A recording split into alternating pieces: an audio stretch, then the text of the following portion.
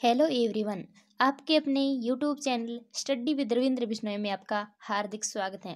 अगर आप REET, C TET, state या DSSB की तैयारी कर रहे हैं तो यह क्लास आपके लिए बेनिफिशियल रहेगी, क्योंकि हर टीचिंग एग्जाम में साइकोलॉजी पूछी जाती है। आज हम व्यक्तिगत विभिन्नताएं या इंडिविजुअल डिफरेंसेस करने वाले हैं। एक ही जाति या प्रजाति के कोई भी दो प्राणी कभी भी एक जैसे नहीं हो सकते, क्योंकि उनमें रंग, रूप, काम या व्यवहार को लेकर भी एक दूसरे में भिन्नताएं देखने को मिल सकती हैं। संसार में कोई भी दो प्राणी पूर्ण रूप से समान नहीं है, उनमें डिफरेंसेस जरूर हैं। कोई भी दो बालक सभी प्रकार से एक जैसे नहीं है। यहाँ तक कि दो जुड़वा भाई बहन भी रंग रूप में एक समान हो सकते हैं, लेकिन पूर्ण रूप से समानता नहीं पाई जाएगी। अगर वह विचार में अलग हो सकते हैं, आदत में अलग हो सकते हैं, उनकी रुचियां अलग हो सकती हैं, लेकिन किसी न किसी प्रकार वो एक दूसरे से अलग जरूर हैं। व्यक्तिगत विभिन्नता का सर्वप्रथम अध्ययन गाल्टन ने 1879 में किया था, और इनकी एक बुक है जो कि वेरी वेरी इंपॉर्टेंट है। गाल्टन की जो व्यक्तिगत भिन्नता का सर्वप्रथम अध्ययन किया था, उनकी बुक है हेरिडिटी जेनियस। ये वेरी वेरी इंपॉर्टेंट है, गाल्टन की बुक, और गाल्टन ने सर्वप्रथम अध्ययन किया था। प्रत्येक व्यक्ति के जैविक, मानसिक, सांस्कृतिक तथा संवेगात्मक अंतर पाया जाता है। इसी अंतर के कारण एक व्यक्ति दूसरे व्यक्ति से भिन्न है या अलग है। कोई भी दो व्यक्ति जैविक, सामाजिक, सांस्कृतिक, संवेगात्मक किसी न किसी अंतर के कारण एक दूसरे से अलग हैं, एक दूसरे से भिन्न हैं। आगे देखते हैं किन की भिन्नताओं के प्रकार कौन कौन से हैं। पहला प्रकार है शारीरिक भिन्नता, शारीरिक स्तर पर आधारित भिन्नता।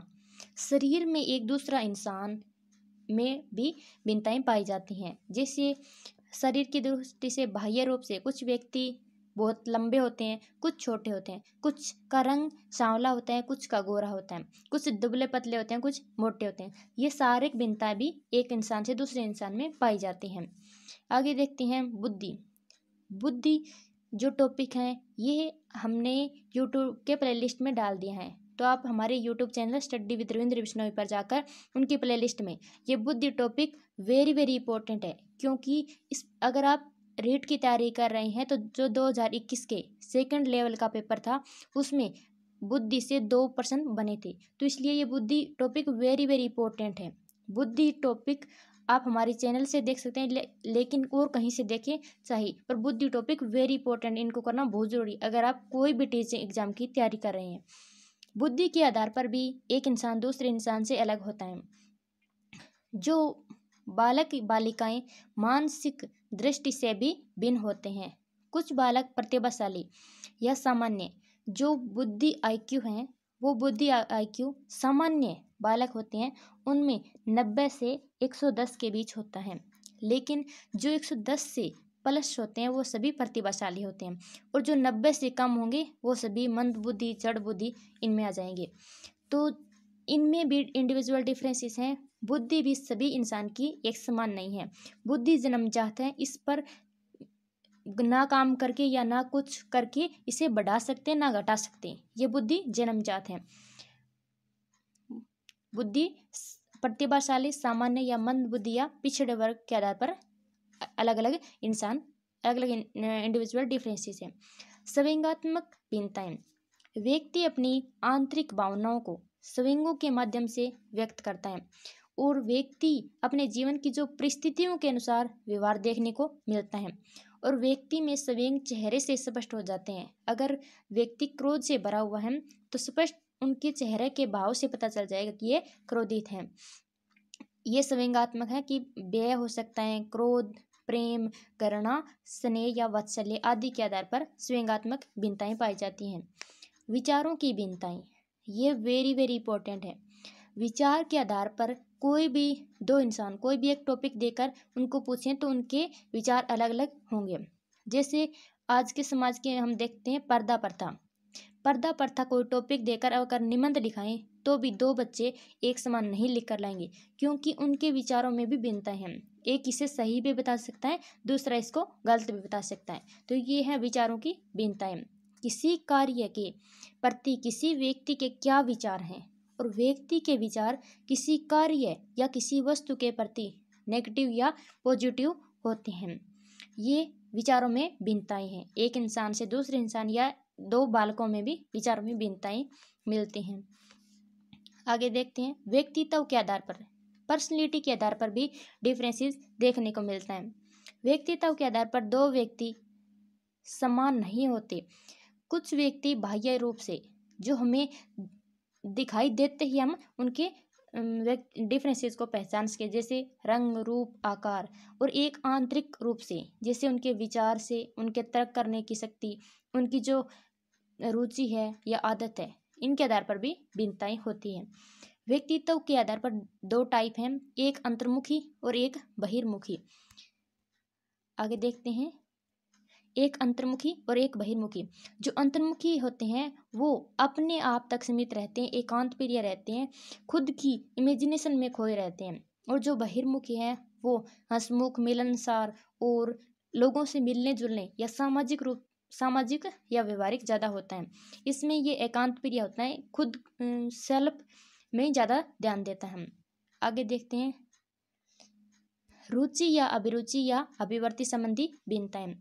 कुछ छात्रों की रुचि अंग्रेजी में अधिक होती है तो कुछ की गणित विषय में भी अधिक होती हैं। ये उनकी रुचि के आधार पर है। कोई खेलकूद में भी अधिक रुचि लेता है तो कोई बालक पढ़ाई में रुचि ज़्यादा लेता है।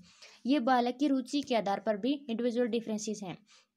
इसको इंडिविजुअल डिफरेंसेस को एक टीचर के रूप में ध्यान रखना बहुत ज़रूरी है। आगे देखते हैं जो कौन से ऐसे फैक्टर हैं जो इंडिविजुअल डिफरेंसेस को इफेक्ट करते हैं। पहला है वंशानुक्रम, हेरिडिटी। वेरी वेरी इंपॉर्टेंट है कि बालक की जो शारीरिक है, मानसिक या चरित्र है, उसमें जो भिन्नताएं पाई जाती हैं उसका प्रमुख कारण है वो है उसकी हेरिडिटी।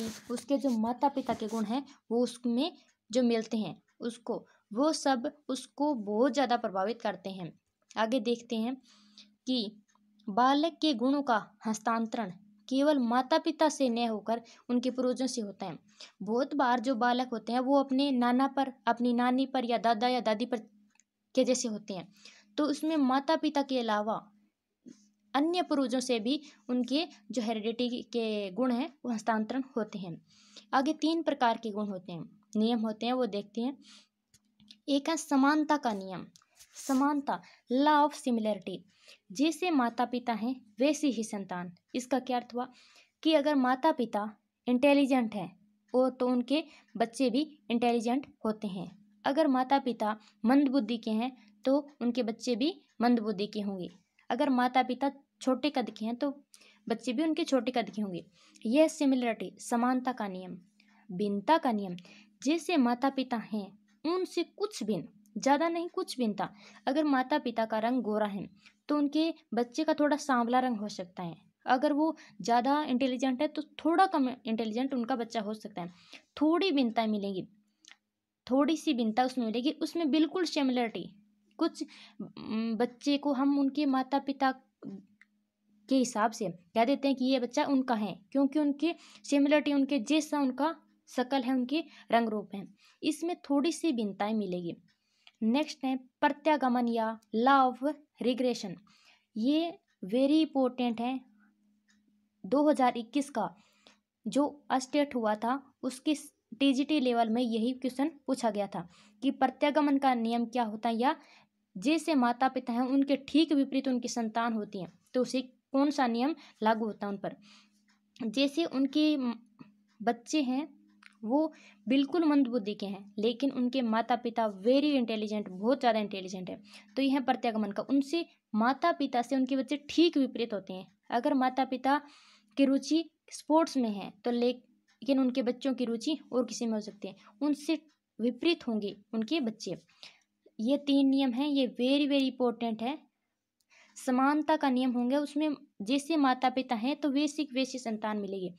और जो भिन्नता का नियम है इसमें माता पिता जैसे नहीं हो सकते, उनके पूर्वजों के गुण आ सकते हैं या और भी गुण आ सकते हैं, लेकिन उनके माता पिता से थोड़े से भिन्न होंगे।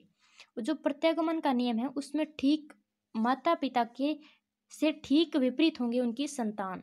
रंग रूप से या उनकी रुचि से या और उनके कार्य करने का तरीका। कुछ माता पिता इतने अच्छे तरीके से काम करते हैं लेकिन उनके बच्चे काम में रुचि नहीं लगते। ये प्रत्यागमन का नियम हो गया। आगे कौन कौन से कारण हैं जो इंडिविजुअल डिफरेंसेस को इफेक्ट करते हैं? वातावरण, उनका पर्यावरण, उनका इन्वायरमेंट, बालक के घर या स्कूल का जो माहौल होता है वो कैसा है, ये उनकी बालक के इंडिविजुअल डिफरेंसेस को बहुत प्रभावित करते हैं। एक तरफ उनको अगर गंदा माहौल मिला, उनको पढ़ने का माहौल ना मिला, उनको इतनी गरीबी का जीवन मिला, तो उनका माहौल अलग मिला, तो उनके उस हिसाब से उनमें भिन्नता पाई जाएगी। अगर उनको अच्छा माहौल मिला, उनको पढ़ने के लिए फैसिलिटी मिली, तो उनका सभ्य समाज मिला, पढ़ने लिखने के लिए उनकी अपॉर्चुनिटी मिली, तो उनका अलग विचार होगा, उनका देखने का नज़रिया अलग होगा। इसी आधार पर एक इंसान दूसरे इंसान से अलग होते हैं। समाज बहुत ज़्यादा बालक को प्रभावित करता है, तो इसीलिए समाज का पर्यावरण अच्छा होना बहुत ज़रूरी है। सभ्य समाज ही सभ्य बालक ही सभ्य समाज को बना सकता है। आगे है आयु। जैसे जैसे बालक की आयु बढ़ती है तो वह मैच्योर होता जाता है, उसमें शारीरिक, सामाजिक, स्वयंगात्मक विकास में भिन्नताएं देखने को मिलती हैं। एक 2 साल का बच्चा होता है, 4 साल का बच्चा होता है, वो 10 साल के बच्चे जैसे व्यवहार नहीं करता, और जो 10 साल का बच्चा है वो 2 साल के बच्चे जैसे व्यवहार नहीं करता। तो आयु के साथ भी मैच्योरिटी आती हैं और उसमें डिफरेंसेस देखने को मिलते हैं। आगे हैं आर्थिक स्थिति। आर्थिक स्थिति भी बहुत ज़्यादा इम्पोर्टेंट है कि किसी भी आर्थिक स्थिति, आर्थिक दशा, माता पिता की जो दशा होती है वो उनकी आर्थिक स्थिति, उनकी इकोनॉमिक कंडीशन कैसी हैं, ये बहुत ज़्यादा इफेक्ट करती हैं उसके संतान को। क्योंकि अगर वो गरीब हैं तो उनको बच्चे को ज़्यादा अपॉर्चुनिटी नहीं मिल पाएंगे, उनको अवसर नहीं मिल पाएंगे कि वो अपने आप को निखार पाए, अपने अपने स्किल डेवलपमेंट कर सके।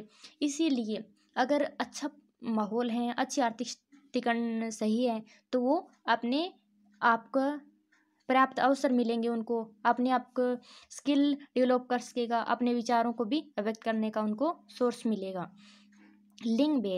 लिंग भेद क्या है कि लड़के और लड़की से में शारीरिक, सामाजिक, व्यंग्यात्मक आदि पर भी भिन्नताएं देखने को मिलती हैं। कुछ लड़कियां होती हैं उनको 99%, 100 तो नहीं कह सकते, 99% की रुचि होती है, वो सिलाई, कढ़ाई, बुनाई या घर के काम में भी रुचि रखती हैं। और लिंग भेद मैं इनको रूढ़िवादी नहीं कह सकती, रुचि हो सकती हैं। और जो कुछ लड़के होते हैं उनकी खेल में या और जो कठोर काम है कोई भी, उसमें रुचि हो सकती हैं। इनके आधार पर भी उनमें उनके जो इंडिविजुअल डिफरेंसेस हैं उनको इफेक्ट करता है। आगे है उनकी बुद्धि।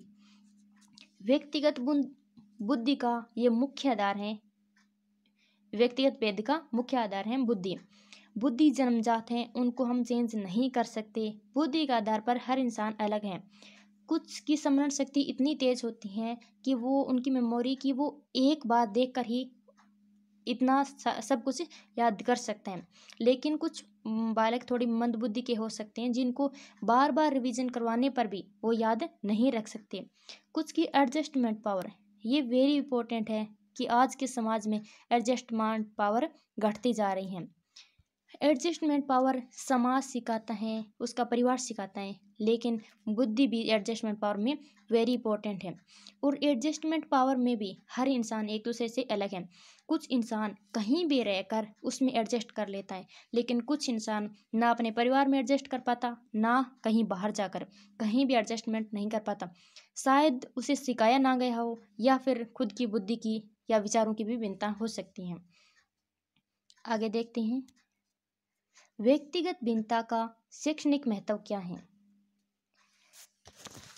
शैक्षणिक महत्व, इसमें व्यक्तिगत भिन्नता से शिक्षा का जो बालक को, शिक्षा का अर्थ है कि बालक का सर्वांगीण विकास हो।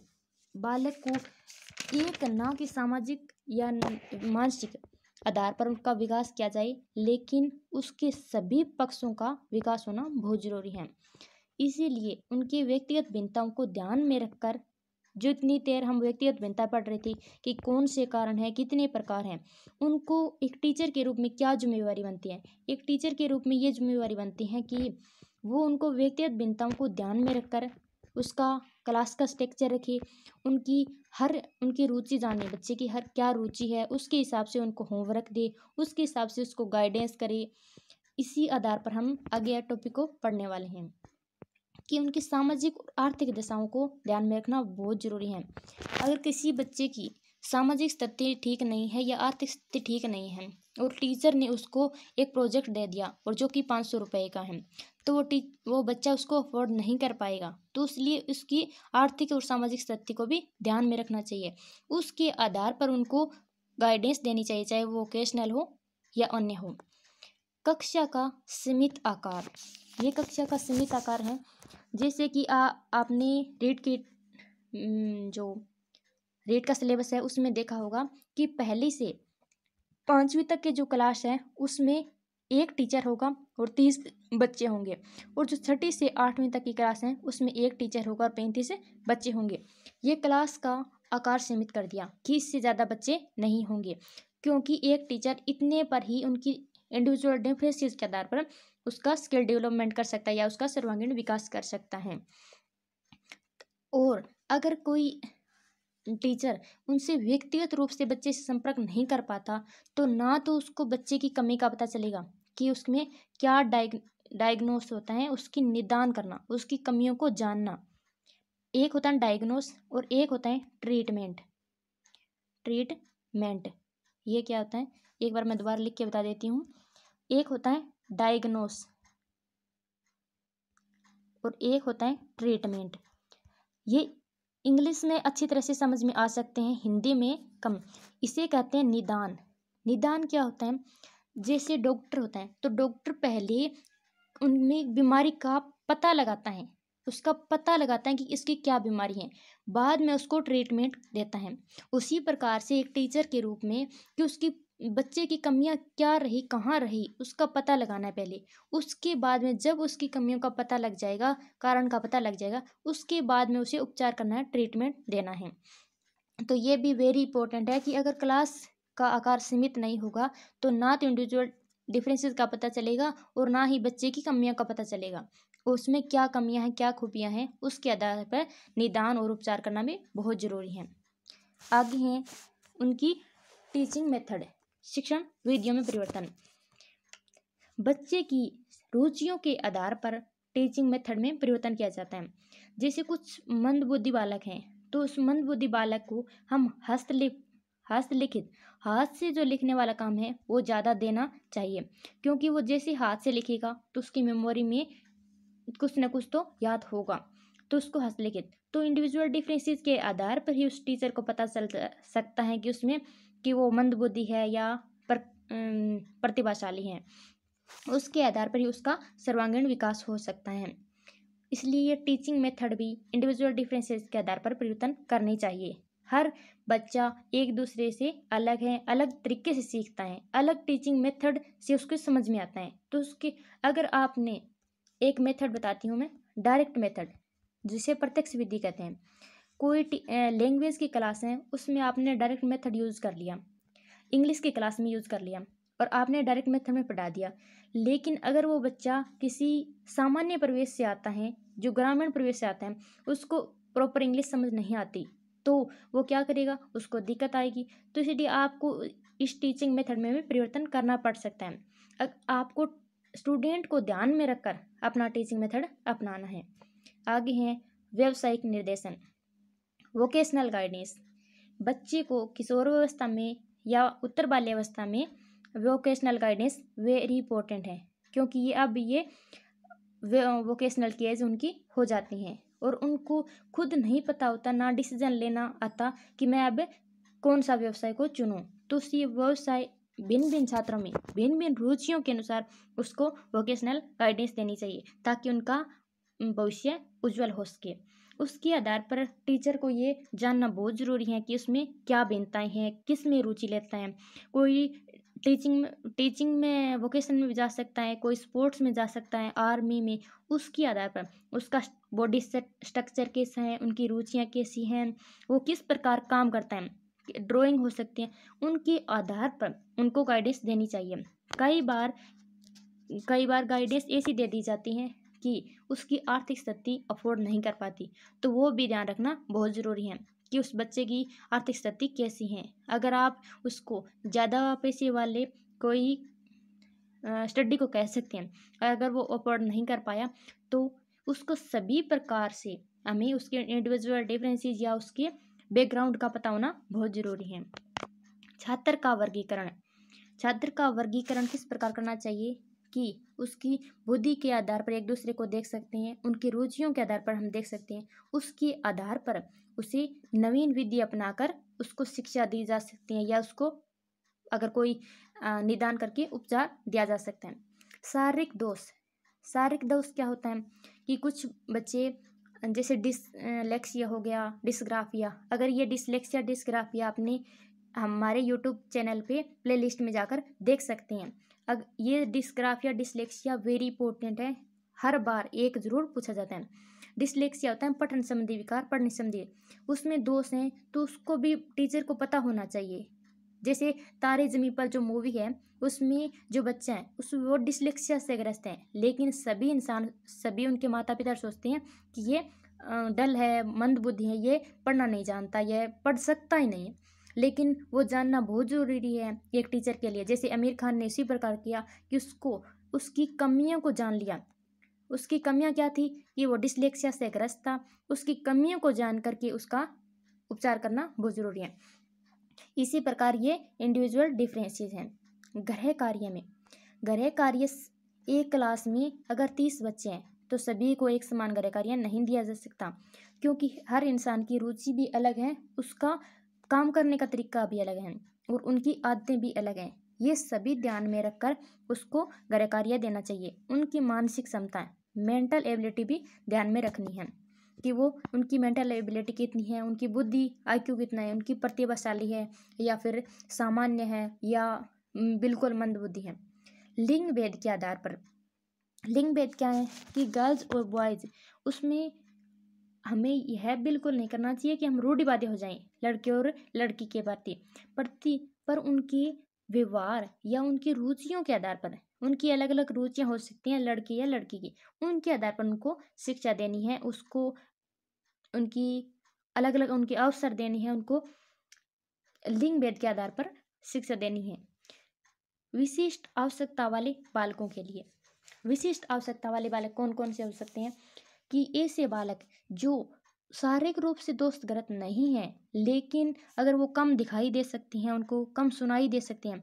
मान लेते हैं किसी बच्चे को कम दिखाई दे रहा हो या कम सुनाई दे रहा हो, तो टीचर उनको अपनी चेयर के पास वाले मेज़ पर बैठा सकता है, या उनको सुनने के लिए उनको जैसे यू आकार में बिठा सकते हैं ऐसे बच्चे, जैसे आगे बिठा करके, ताकि उनको ईजिली सुन सके, वो उस टीचर की बातें समझ सकें। ये है विशिष्ट आवश्यकता वाले बच्चे। ये मंदबुद्धि नहीं होते, लेकिन उसमें कुछ न कुछ कमी हो सकते हैं, जिनको आगे मेज पर बिठा सकते हैं, या उनको काम देने में भी उनकी जो विशिष्ट आवश्यकता है उनको ध्यान में रख करके उनको गृह कार्य भी देना चाहिए। आगे है विषय चयन संबंधी। विषय चयन संबंधी क्या होती हैं कि कुछ जो लड़कियां होती हैं वो जो होम के घर के काम में ज़्यादा रुचि रहती हैं, तो उनको वो भी दे सकता है सब्जेक्ट। और अगर कोई फिजिकल साइंस वगैरह वे भी ले सकते हैं। उसमें विषय चयन में भी उनकी रुचियाँ बच्चे की बहुत इम्पोर्टेंट है, उसके आधार पर उनको देना चाहिए। जैसे आगे चलकर जो बिजनेस का काम करना चाहते हैं तो वो कॉमर्स ले सकते हैं, या फिर जो मेडिकल साइंस में जाना चाहते हैं तो वो उनके रुचियों के आधार पर विषयों का चयन करना चाहिए। ये था इंडिविजुअल डिफरेंसेस। तो एक टीचर के रूप में इनका क्या इंडिविजुअल डिफरेंसेस का क्या रोल है? एक टीचर के रूप में ये है कि एक सीमित कक्षा का आकार हो, ज़्यादा बच्चे होंगे तो वो टीचर उन पर ध्यान नहीं दे पाएगा। उनकी रुचियों के आधार पर उनको गृह कार्य देना चाहिए। उनकी रुचियों के आधार पर या उनकी इंडिविजुअल डिफरेंसेस के आधार पर उनका विषय का चयन कराना चाहिए। उसके आधार पर अगर उनको कोई कमी है बच्चे में तो उनको एक्स्ट्रा क्लास लगा करके उस कमी को भी पूरा किया जा सकता है। शिक्षण विधियाँ जो टीचिंग मेथड हैं टीचर यूज करते हैं वो भी उसकी जो बच्चे की लाइफ है उसको लाइफ से लिंक करना चाहिए, उसकी जीवन से रियल लाइफ के जीवन से जोड़ करके उसको पढ़ाना चाहिए ताकि वो अच्छे से उनको समझ आ जाए। ये एक टीचर के रूप में जिम्मेवारी है। Thanks for watching. अगर आपने हमारे प्लेलिस्ट में और वीडियो देखना चाहते हो तो वो भी हमारे यूट्यूब चैनल पर जा करके देख सकते हैं। Thanks for watching.